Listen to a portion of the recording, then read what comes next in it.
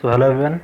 जैसे कि कल हमने बैंक निफ्टी में प्रेडिक्शन किया था कि अगर मार्केट 33,000 के ऊपर आती है और सपोर्ट लेती है, जो कि इसका 21 तारीख का हाई लेवल था 15 मिनट का, उस पर अगर सपोर्ट लेती है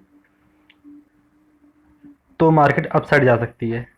बट मार्केट में हुआ क्या कि मार्केट उस लेवल के नीचे लगभग गैप डाउन ओपनिंग हुई, मतलब ओपनिंग थोड़ी ऊपर हुई और सीधे सपोर्ट लिए बिना डाउन साइड आ गई। अब प्रीवियस डे का जो लो था वहाँ पे जो सपोर्ट लेने लग गई, जो कि उससे पहले वाले दिन में एक सपोर्ट लेवल बन रहा था, देख सकते हैं आप सीधी से।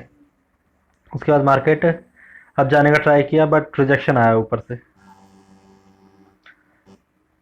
तो ओवरऑल नॉर्मली मार्केट वॉलेटाइल थी, जैसे एक्सपेक्टेशन थी 33,000 के ऊपर नहीं गई बट नीचे आकर के वॉलेटाइल हो गई। ठीक है, तो अब देखते हैं कल के लिए क्या एक्सपेक्टेशन कर सकते हैं। अगर हम देखें तो 21 तारीख को मार्केट ने एक अच्छा खासा मूव बनाया, फिर उसके बाद सेलिंग आ गई तगड़ी बिल्कुल। अब कल भी लगभग सेलिंग का जोन, आज भी मतलब सेलिंग का जोन है लगभग। तो हम ये देख सकते हैं कि अगर मार्केट कल ओपनिंग के बाद, कल एक्सपायरी है वैसे, तो अगर मार्केट 32,691 और 700 का जो लेवल है, अगर इसको क्रॉस करती है, एक स्ट्रॉन्ग कैंडल बनाती है, तो फिर हम डाउन साइड लेवल 32,500 तक का ट्राई कर सकते हैं। और अगर इसके भी नीचे गैप डाउन ओपनिंग होती है तो एक जो नेक्स्ट सपोर्ट होगा लाइक 32,300 के लेवल का, वहाँ 32,300 लेवल का, वहाँ पे सपोर्ट का एक्सपेक्टेशन कर सकते हैं। एटलीस्ट एक सपोर्ट तो एक्सपेक्ट कर ही सकते हैं। उसके बाद अगर प्राइस एक्शन बनता है तो फर्दर डाउन साइड मूवमेंट देखेंगे। अपसाइड की बात करें तो वैसे अपसाइड के चांसेस नहीं है, लेकिन जैसा कि मार्केट देख ही रहे हो, बनाती कुछ और पैटर्न है तो और चली कुछ और साइड जाती है। तो अगर अपसाइड जाती है तो हमारी जो बाइंग शुरू होगी वो होगी करीब 33,200 के ऊपर। ठीक है, अब देख लेते हैं निफ्टी को।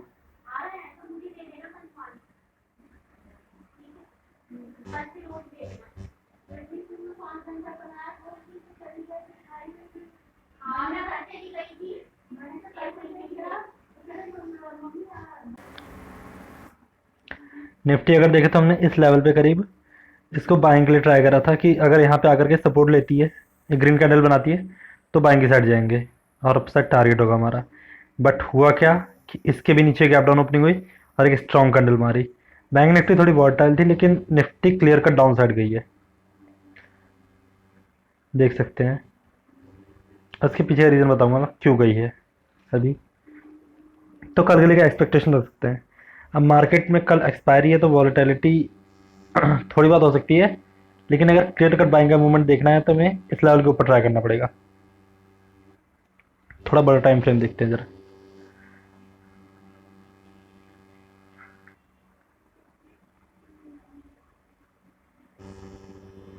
हम्म, यहाँ पे देखें तो ये एक अच्छा खासा सपोर्ट लेवल है इसका।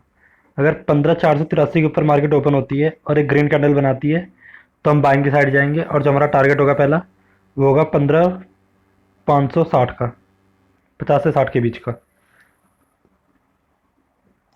और अगर वहीं सेलिंग की साइड जाती है, मार्केट डाउन साइड आती है, तो 15,354 के नीचे हम सेलिंग करेंगे। और जो हमारा पहला टारगेट होगा वो होगा 15,310 का।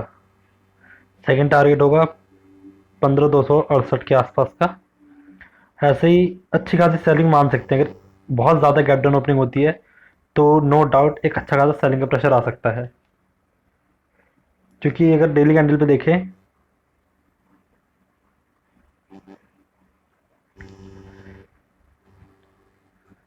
एक सेकेंड, हाँ, डेली कैंडल पे देखें तो मार्केट ने लगभग इसी लेवल के अंदर एक मूव बनाया है। तो अगर डाउन साइड ओपनिंग होती है तो हम यहाँ के लेवल ट्राई कर ही सकती है, जैसे कि ये डेली का हो गया। और वैसे ही अगर ज़्यादा नीचे आती है तो 15,200 को ट्राई कर सकती है कम से कम। चलिए अब रिलायंस देख लेते हैं।